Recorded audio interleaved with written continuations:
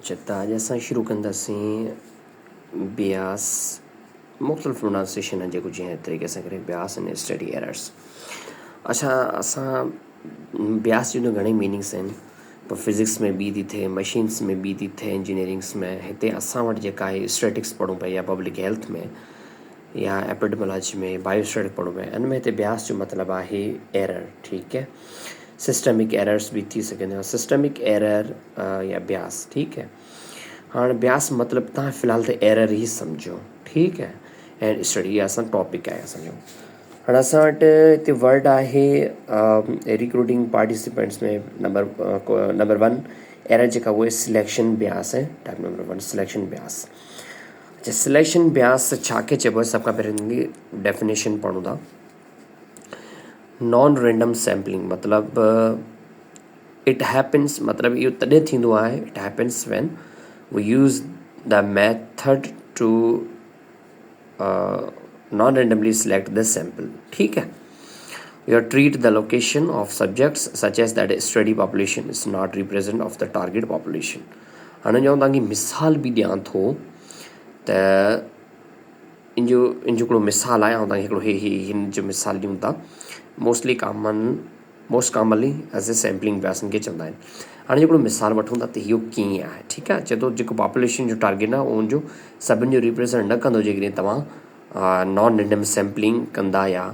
ठीकु है न, त पोइ उहो भली ग्रुप्स जो ट्रीटमेंट जो ग्रुप हुजे या वॉट एवर या डिसीज़ जो हुजे। हाणे जेको मिसाल ॾियां थो उन मिसाल ते तव्हां सम्झी वञो। सभ खां पहिरीं असांखे जेकॾहिं केरु पुछे त स्टैटिक्स या पब्लिक हेल्थ में ब्यास छा खे चइबो आहे, त असां इहे चवंदासीं त ही ब्यास जी एरर तॾहिं थींदी आहे जॾहिं असां का डेटा कलेक्ट कंदा आहियूं या उनजो जेके हिसाब किताब कंदा आहियूं उन जे दौरान, या उनजे कंक्लूजन खे ग़लति, पोइ छा थींदो उनजो कंक्लूजन ग़लति थी वेंदो आहे। या सादे लफ़्ज़नि में इहो मतिलबु ईअं चई सघूं अहिड़ो क़िस्म जंहिंमें वैलिडिटी जेका हूंदी आहे उहा सही न हूंदी आहे। पोइ इहो मतिलबु कि वेरिएशन थी वेंदी आहे, डेविएशन थी वेंदी आहे एग्ज़ैक्टली असांजे टारगेट जी जेका असां चाहियूं पिया। ठीकु है, हिकिड़ो सादो मिसाल खणूं था हिन ते। जेकॾहिं तव्हां इहो ॼणा चाहियो था त जेकॾहिं सॼे सिंध में माण्हुनि खे कहिड़ियूं बीमारियूं थियनि थियूं ऐं तव्हां सिर्फ़ु कराची जे कंहिं वॾे अस्पताल मां डेटा वठो ऐं उहो ग़लति थींदो, छो त कराची जा मरीज़ पूरे सिंध जी जेके आहिनि से नुमाइंदगी यानी रिप्रेज़ेंटेशन नथा कनि। ॻोठनि ऐं नंढनि शहरनि जे माण्हुनि जी सिहत जा मसइला मुख़्तलिफ़ थी सघनि था। सम्झी न, त असां ही मिसाल ते फिट थिए थो। ठीकु है, पोइ असां ॾियूं था नेक्स्ट ते त इनखे जेका आहे हिन जा मिसाल कहिड़ा आहिनि ऐं उनजी स्ट्रेटेजी छा आहे। ठीकु आहे, हाणे मिसाल में हिननि साॻी ॾिनो आहे त study population select from hospital is less healthy than general population. ठीकु आहे, हाणे हिननि जो बक्सनि जो मिसाल ॾिनो भई study population select from hospital is less healthy than general population. हाणे ग़लति कया, हाणे बक्सनि पॉपुलेशन हिकिड़ी मिसाल अहिड़ी क़िस्म जी सिलेक्शन ब्यास आहे या अहिड़े क़िस्म जो हिकिड़ो सैम्पलिंग एरर आहे जेको मतिलबु कि जनरल हिकिड़ो it can arise when the sample is taken from the not from the general population. हाणे इहो तॾहिं थींदो आहे जॾहिं असां जनरल पॉपुलेशन मां कोन खणंदा आहियूं, असां वञी हॉस्पिटल मां खणंदा आहियूं। त इहो बि हिकिड़ी क़िस्म जो एरर आहे। हाणे नॉन रिस्पॉन्स हिकिड़ो एरर में जेकॾहिं तव्हां अचो था त हिते असां जेकॾहिं हिकिड़ो मिसाल ॾियूं। नॉन रिस्पॉन्स में पार्टीज में subject differ from non respondents in meaningful ways. हाणे ऐं नॉन रिस्पॉन्ड एरर जो हिकिड़ो मिसाल ॾियां थो।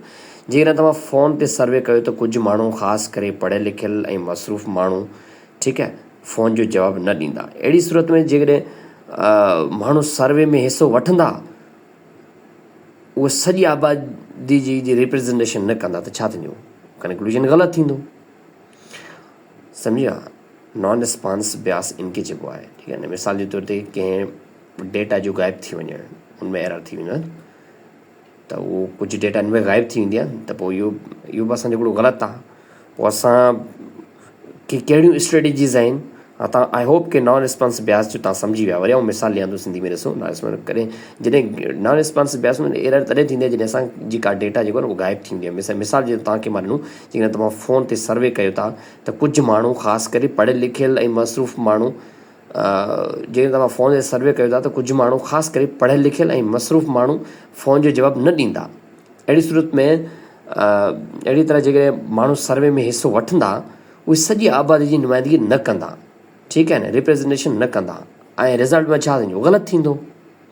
हाणे इसके हाउ टू मिटिगेट, हाउ टू डिक्रीज़, या तव्हां वटि स्ट्रेटेजीस कहिड़ियूं आहिनि जंहिं तव्हां रेंडमाइज़ेशन या तव्हां इंश्योर कंदा जेको असां कंपेरिजन या रेफरेंस ग्रुप वरितो उहा ठीकु वरितो, त अहिड़े तरीक़े सां स्ट्रेटेजीस आहिनि जेका असां करेक्ट सैंपल वठी करे असांखे घटि कराए सघूं था, या एरर्स करे सघूं था। ठीकु आहे, पोइ असां नेक्स्ट अचूं था।